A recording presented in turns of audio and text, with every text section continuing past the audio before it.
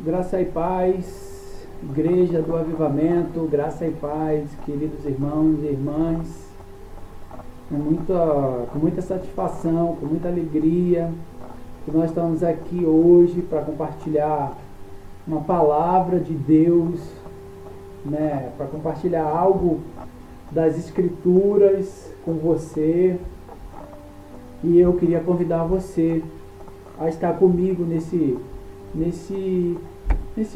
pequeno período, compartilhando uma palavra. E o título dessa ministração é O Propósito da Tribulação. Eu queria te fazer uma pergunta.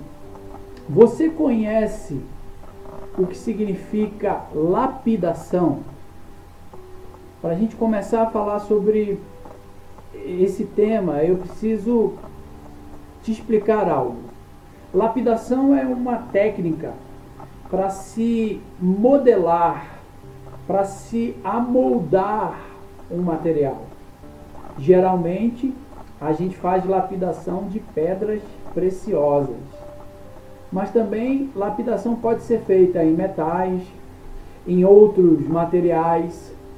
O material que você tira da natureza, que você tira ele sem nenhum trabalho, um material, vamos dizer assim, cru, e que precisa ser lapidado para que se dê a ele o devido valor.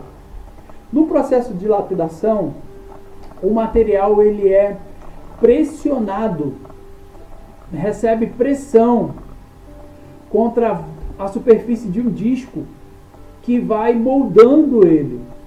Então, ser lapidado é receber pressão. Ser lapidado é uma técnica de amoldurar, de dar forma a algo que parecia ser bruto, tirado da natureza bruta. Depois de dito isso, eu queria ler com você um texto que está em 2 Coríntios. 2 Coríntios, capítulo 4, verso 17. Acompanha comigo. 2 Coríntios, capítulo 4, verso 17. Amém? Eu vou esperar você abrir a palavra. 2 Coríntios, capítulo 4, verso 17. Deixa aberto sua Bíblia aí que a gente vai usar muito, tá? Diz assim: porque a nossa leve e momentânea tribulação produz para nós eterno peso de glória, acima de toda a comparação. Olha, o apóstolo Paulo está escrevendo aqui e está dizendo da perspectiva de Deus acerca da tribulação. Ele está dizendo aqui que a nossa leve e momentânea tribulação. Todas as vezes que eu leio esse texto, eu fico me perguntando de onde que ele tirou isso? Porque diante de mim, as tribulações, elas não parecem ser leves, não parecem ser momentâneas. Mas nós vamos entender por que Paulo escreve isso. Você sabe o que é uma provação? Você sabe o que é essa palavra, provar? Provação é diferente de tentação. Tentação é uma coisa e provação é outra coisa. A Bíblia diz que a gente tem que fugir da tentação, não fugir da provação. Provação são testes, irmãos. Provações são tribulações. Provações são aflições, E Deus nos chama para passar por isso. Eu lembro que em João, no capítulo 16, no verso 33, a Bíblia diz que Jesus falou aos discípulos, disse: no mundo tereis aflições, no mundo tereis provações, no mundo tereis testes, provas, mas tem de bom ânimo, mas se alegre, porque eu venci tudo. Jesus venceu a morte, Jesus venceu as provações, porque Jesus também foi muito provado. Jesus venceu o mundo. E aí, falando acerca disso, eu quero trazer algumas considerações acerca das provas, para mim e para você. Primeira coisa, a vida não consiste só em provas. Algumas duram um pouco mais do que outras, mas é porque às vezes a gente encontra o irmão, né? O irmão está sempre na prova. E aí, irmão, como você está? Estou na prova. E aí, irmão, como você está hoje? Estou na prova. E amanhã? Na prova. E ontem? Na prova. Está na prova sempre, irmão. A vida não consiste só em provas, não. Pode ser que a sua prova esteja durando um pouco mais, mas você pode ter certeza de uma coisa: você vai sair dessa prova. E se essa prova está acontecendo, ela é leve e momentânea, porque quando você sair dela, você vai lembrar que durante todo o seu período de prova, Deus esteve com você. Segunda consideração, o propósito de Deus não é nos reprovar. Porque às vezes a gente vê Deus como aquele professor carrasco, né? Como aquele professor tirano, que quer nos reprovar a qualquer custo. Eu tinha um professor na minha formação na academia militar, de geometria descritiva. Acho que ninguém aqui, tirando o pastor Hélio, estudou geometria descritiva. Nossa! E a gente olhava para ele e a gente tinha medo dele.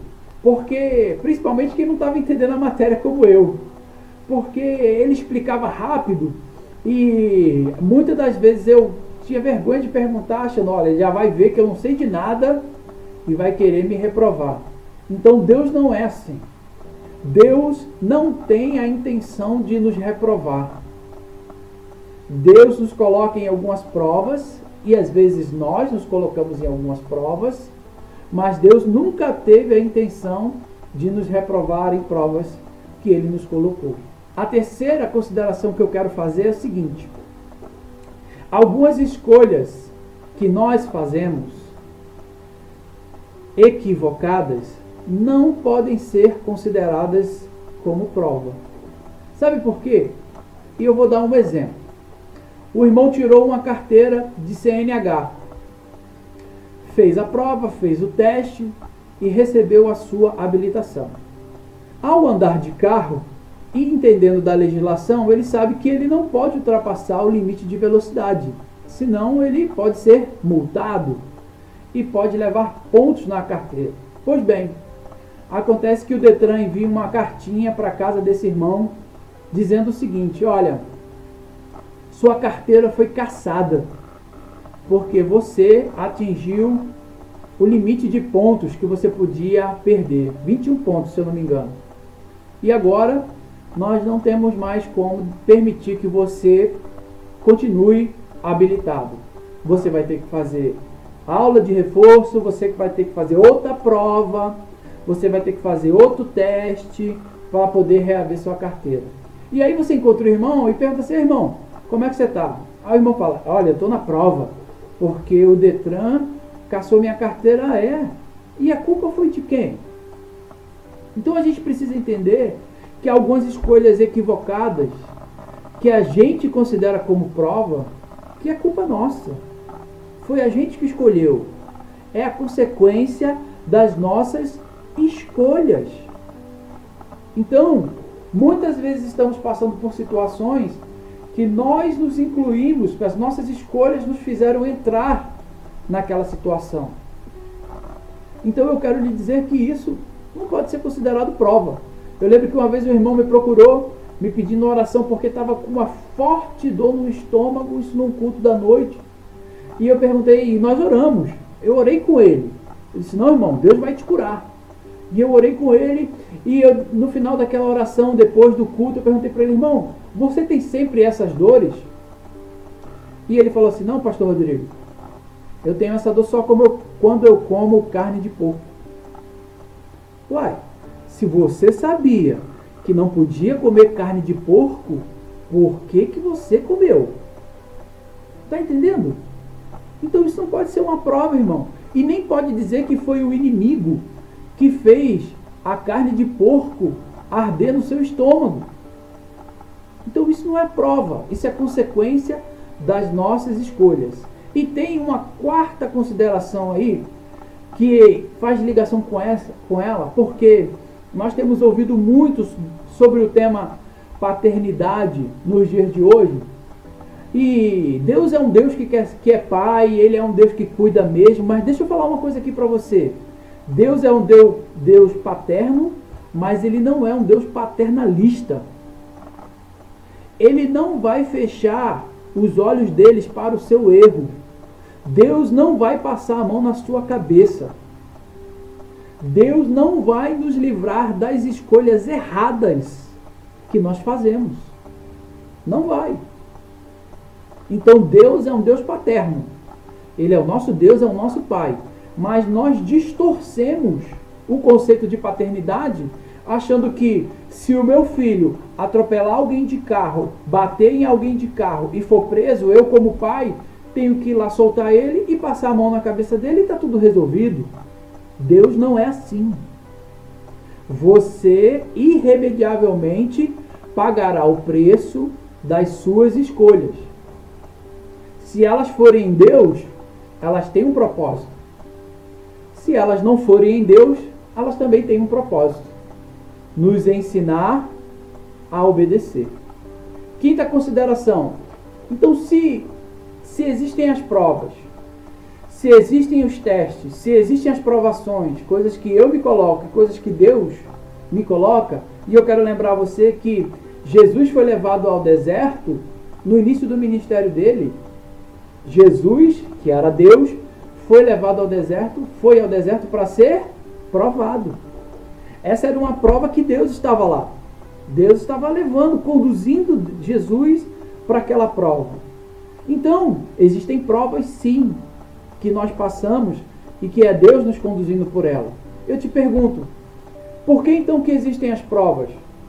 Porque Deus quer usar as coisas que acontecem na minha e na sua vida com um propósito.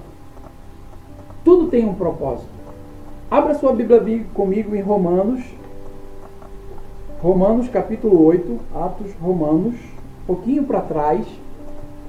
Romanos capítulo 8. Vou esperar você abrir. Romanos capítulo 8, verso 28 e verso 29.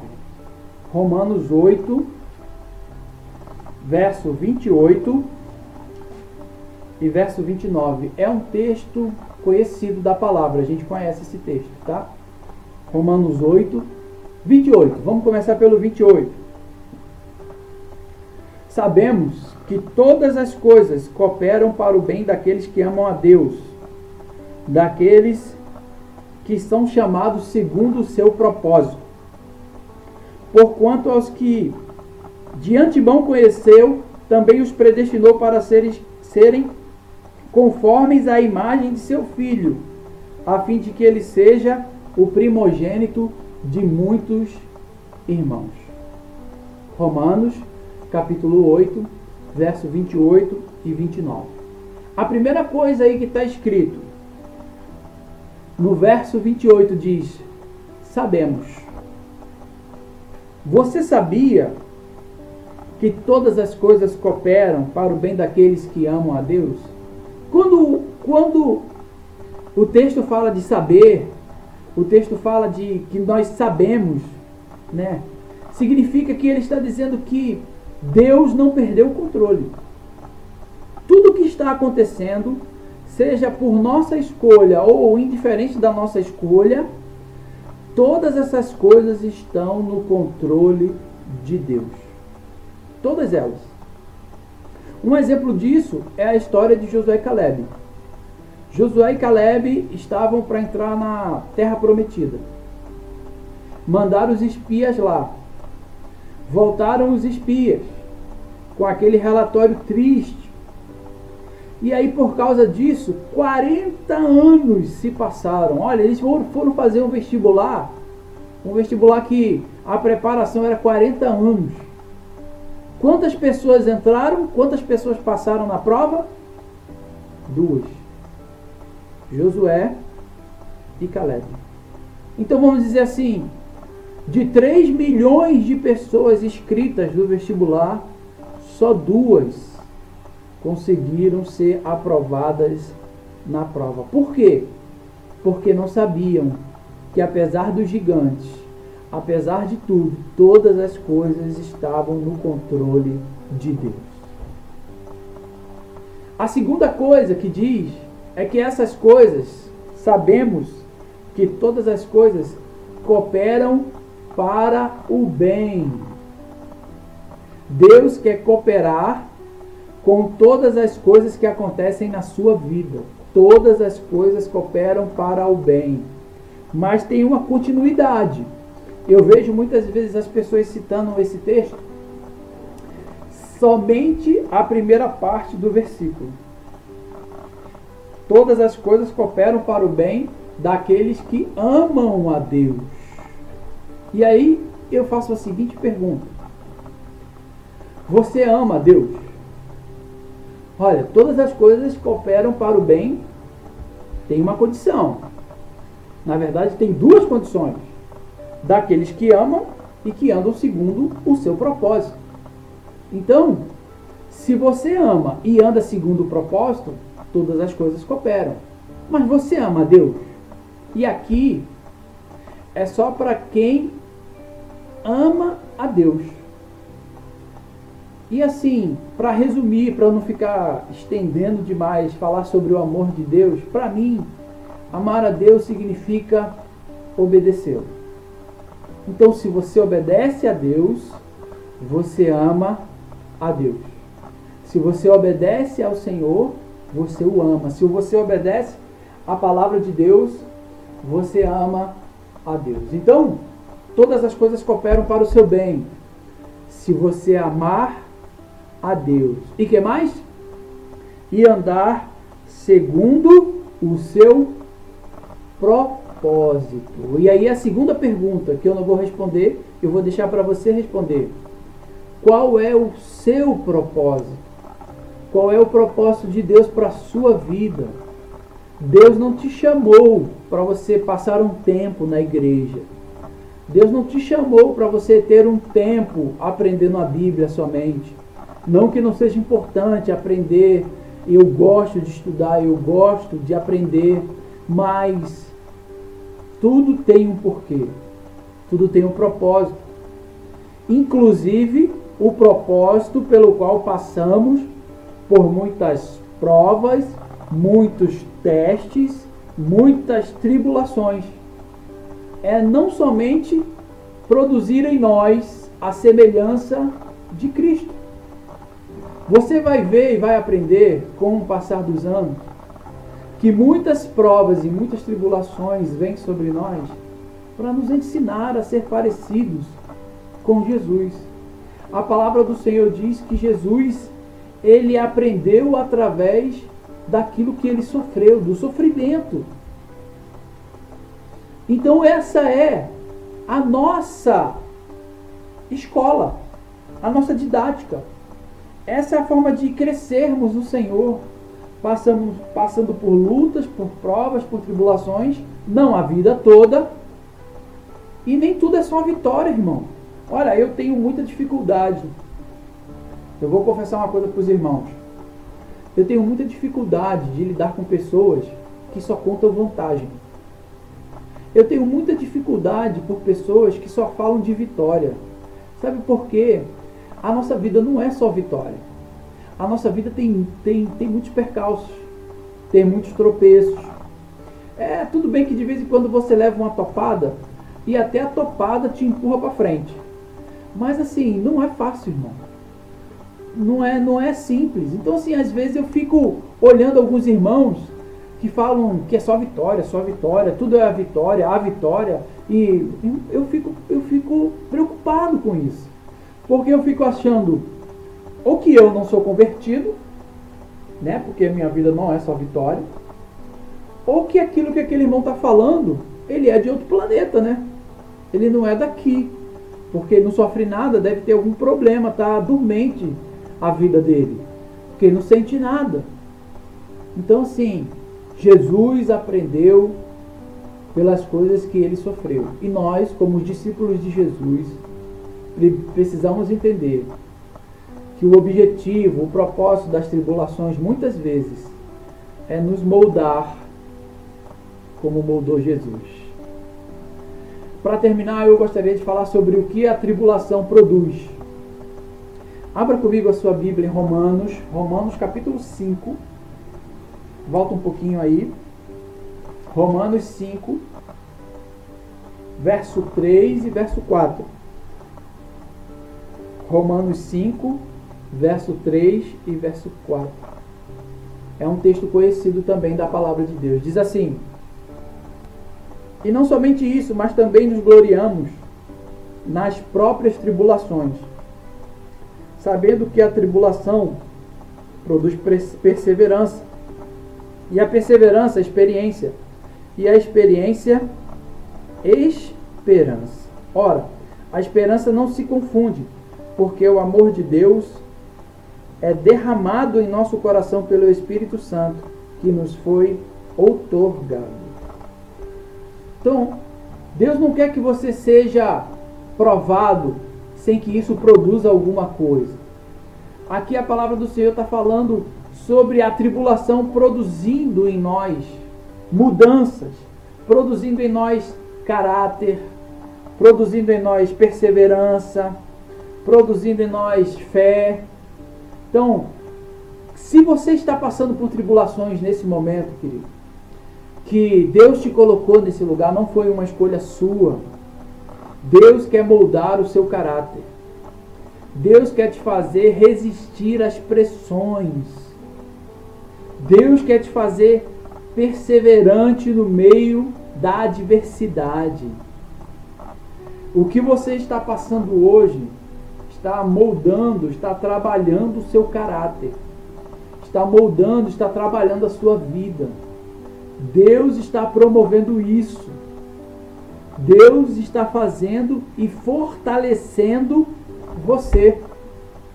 É interessante, essa é uma das primeiras coisas que a Bíblia fala, e que eu me lembro quando fala sobre a tribulação, o propósito da tribulação, é essa produção de perseverança, de caráter, de experiência, de esperança.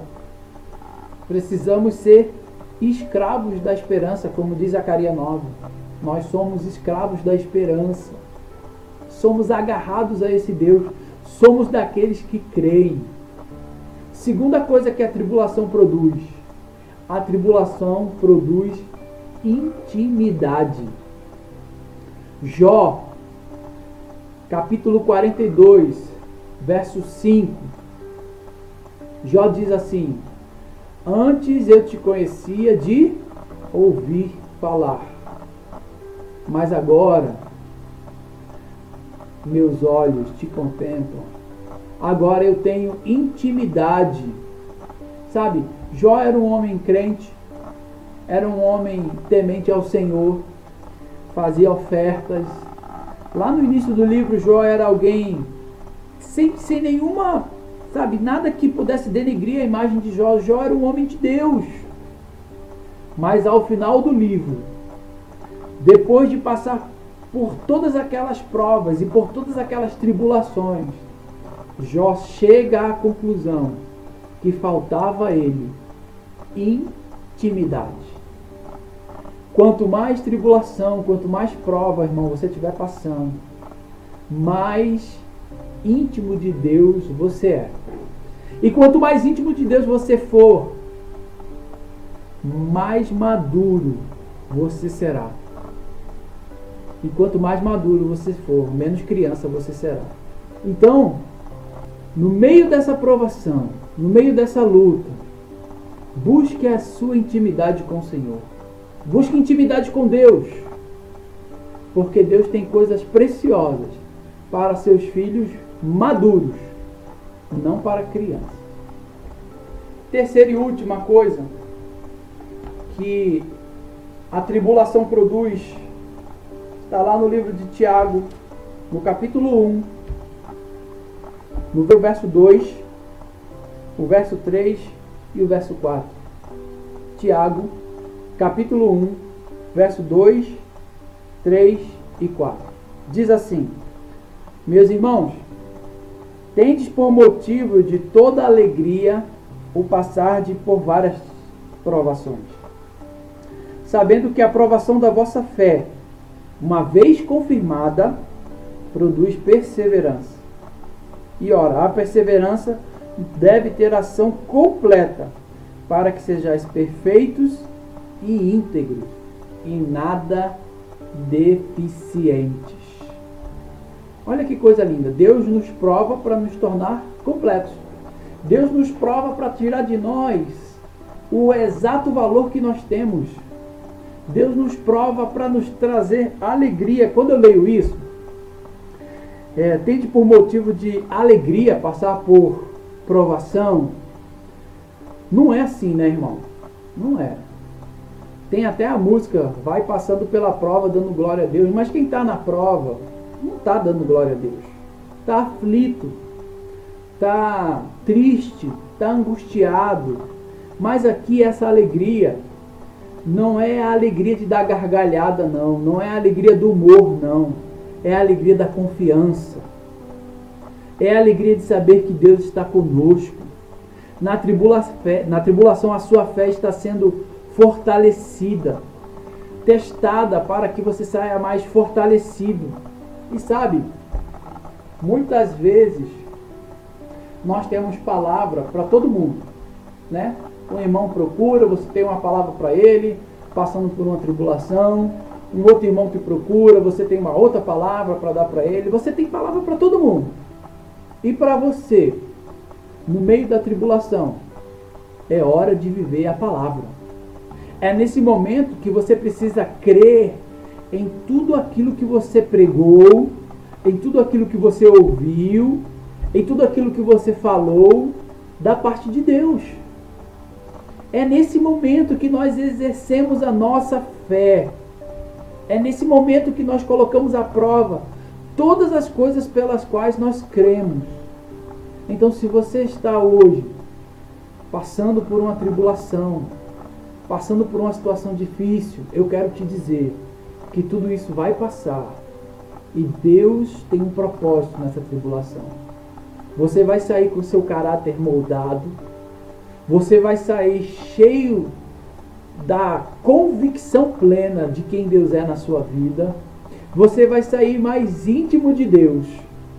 E melhor que tudo, você vai sair confiante que Deus está com você nessa e em qualquer outra tribulação que você vier a passar. Creia que Deus tem um propósito nas tribulações. No meio dessa pandemia, Deus tem um propósito para a minha vida, Deus tem um propósito para a sua vida, em nome de Jesus. E para terminar, como nós começamos falando sobre o processo de lapidação, eu queria te falar um pouco sobre como funciona a lapidação de um diamante.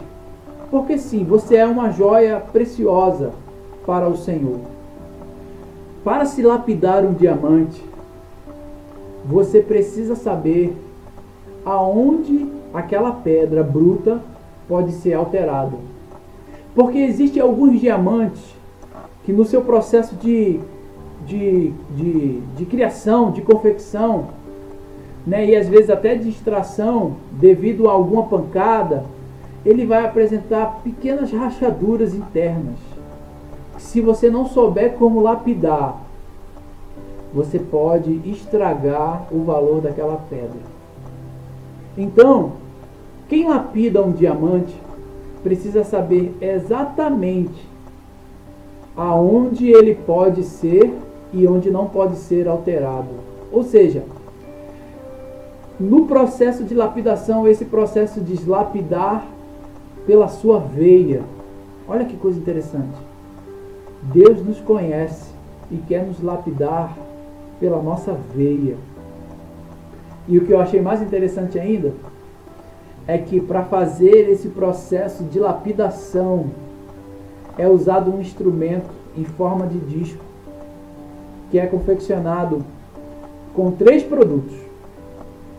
Ele é de ferro fundido, nele tem o pó do diamante, porque é um diamante cortando outro diamante, e ele é provido de azeite. Olha isso. Que Deus use o seu azeite para nos moldar. Que o Senhor use o seu azeite e a pressão e as tribulações para retirar de nós o valor de uma verdadeira pedra preciosa que cada um de nós somos para o Senhor. Deus abençoe você, Deus abençoe a sua casa, abençoe a sua família. Seja perseverante na tribulação, creia que Deus não desistiu de você. Graça e paz da parte do Senhor Jesus sobre a sua vida. Um beijo no seu coração do Pastor Rodrigo. Deus abençoe você.